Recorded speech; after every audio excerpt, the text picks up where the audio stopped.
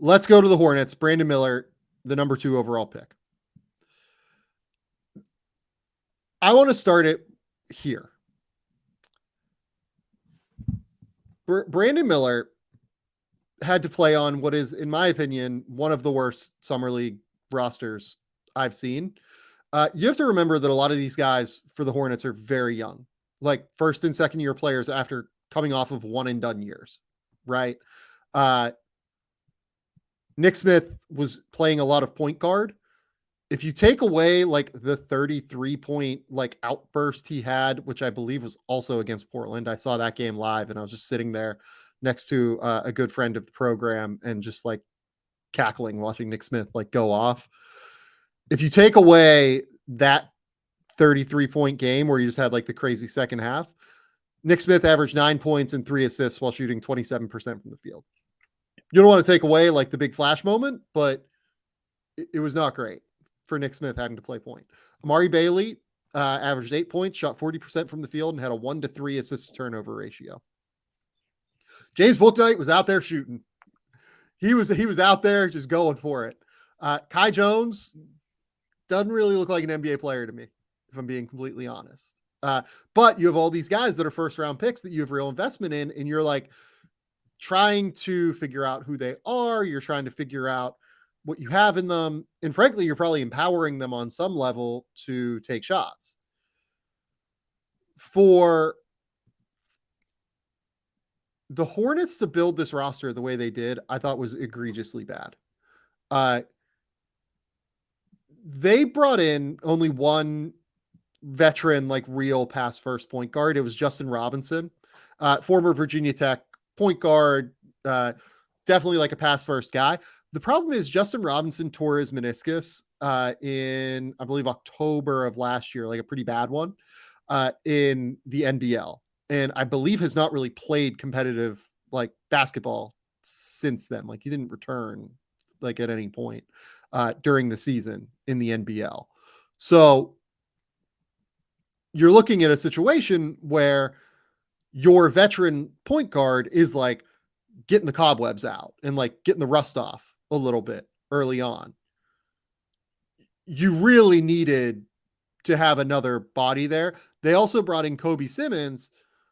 Look, Kobe Simmons played really well in that last game of theirs, and he had like 8 assists, maybe like 1 or 2 turnovers. I thought he played quite well. Kobe Simmons' like inclination is not to be like a pass first guy. Like in the other 2 games he played, he had 3 assists total, right? So there was never a point here where I felt like the Hornets, with the personnel they had on the court, were ever going to get guys like Brandon Miller or Nick Smith or whoever easy shots. Nick Smith was playing point. Nick Smith is not a point guard. Brandon Miller had to create everything. And there's one thing I want to talk about a little bit later that is concerning there, but Brandon Miller had to create everything. There was just never any organization with this team. They had under 1 point per possession in all of their first 6 games at Summer League, which is horrendous. Their last game was the only one they got over 1 point per possession. And it was the game where like all of Brandon Miller, Nick Smith, Kai Jones, I think Bouknight sat. Like it was a game where all their guys who don't pass sat. And you know what happened? They ended up with 34 assists on 39 buckets in that game. There was just never any organization. I put it on the front office. I kind of put it on the coaching staff. Like it was horrendous basketball watching the Charlotte Hornets. And that's why I don't want to overreact to what we saw from Brandon Miller in any way, shape, or form. This was one of the worst built rosters you could build to accentuate Brandon Miller's gifts. Yeah, I mean, I don't have a ton to add for that. I think Summer League in general, with short practice time, with guys going out there and trying to prove things for themselves, it doesn't lend well to guys who pop in systems or schemes. It doesn't lend well to guys who always make the right basketball play and sometimes the ball doesn't get returned to them in different forms or fashions. Brandon Miller, for the playmaking that he had to endure, still had a positive assist to turnover ratio, and just didn't get enough easy baskets created for him, which I think made the flaws of his game and the areas where he might struggle to get easy looks for himself really just had a brighter spotlight on that than it should have. And that comes in some regard to roster construction and the guards that were on this Charlotte Hornets roster. It reminded me a lot of watching the Houston Rockets this past year with Jabari Smith, a guy who was just begging for some guards to understand how to get him the basketball in an area where his three-point shooting would really pop. And they didn't run a lot of sets for him there, and he was just waiting for Jalen Green or Kevin Porter Jr. to figure that out. Yep. That's what this summer league experience for Brandon Miller felt like in some regard, that when he had the ball in his hands, he showed some good things. He showed some not so great things, but he didn't get enough involvement off ball because no one else really knew or figured out or prioritized how to put him in a position to succeed. I think that's right.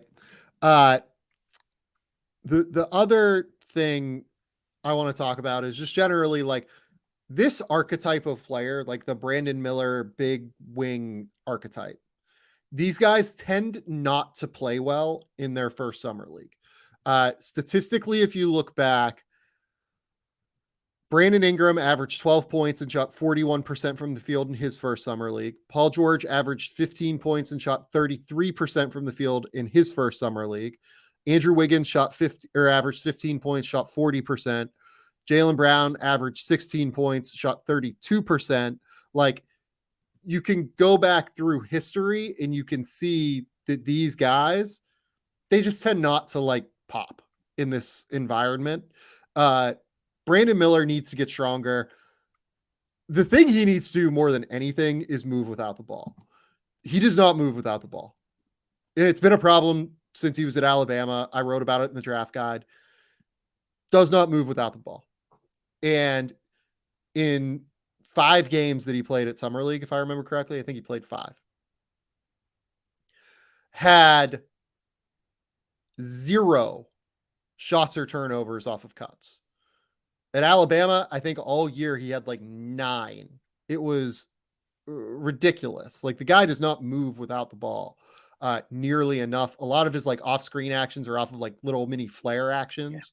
Yeah. It tends to be.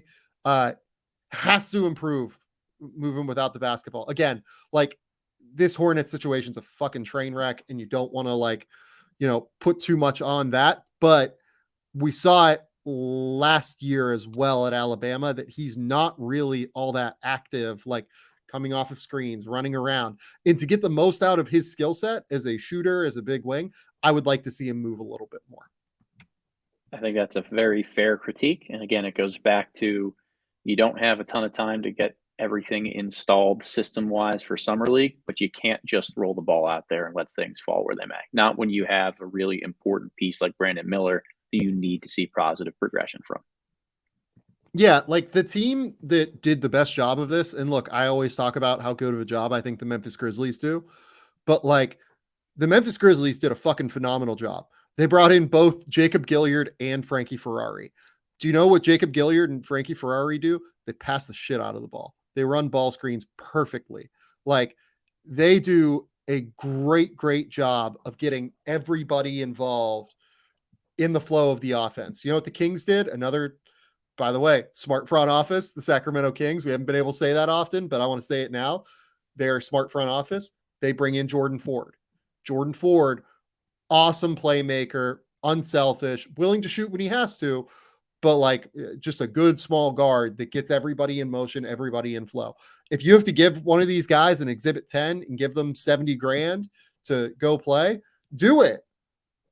Please, you're going to get rewarded in every way, shape, and form by doing this. If you have a high draft pick that you want to see like in real competent offensive sets, the Hornets particularly, but anybody, like the Hornets were the example this year. I would implore teams like really go out and find those veteran guards who play unselfishly and give your guys a real chance. Real quick, let's finish on the Hornets. They have 3 other draft picks. Nick Smith, I thought the explosion against the Blazers was amazing. Like that was phenomenal. Some of the moves he showcased, some of the twitchiness, some of the like overall flexibility I thought he showed to create separation was really impressive. But the process is still really bad. And you saw it in the other 3 games where again he averaged, 9 points and shot something in the 30s. I think even 27% or something like that from the field. Like it was quite bad. The process for Nick Smith is very hard. And he's just going to have to be one of those guys that makes tough shots. And that's why he went later, I think. Yeah. The tantalizing upside you see for one half of a game, it doesn't overshadow what you have to go through in order to get there, which is living with all the other painful quarters where he's still trying to feel his way through things. What did you think of James Najee? Solid flashes on defense, rebounded pretty well. He's, you can tell he's played inexperienced, meaningful games with other pros before. I think that was one of the takeaways that I had from watching him play for Charlotte. Like he knew where to be, seemed to be decent with how he communicated and quarterbacked the defense in some regard. But again, when you're a screen and roll big and you're playing with guards who aren't proficient passers, your offense is just really going to stagnate. Yeah, agree. And then finally, Amari Bailey. Not very impressed. I really actually quite liked him in the first stop of their summer league, which I think was in Sacramento, if I remember correctly. I did not like what I saw in Las Vegas. I thought he was quite poor.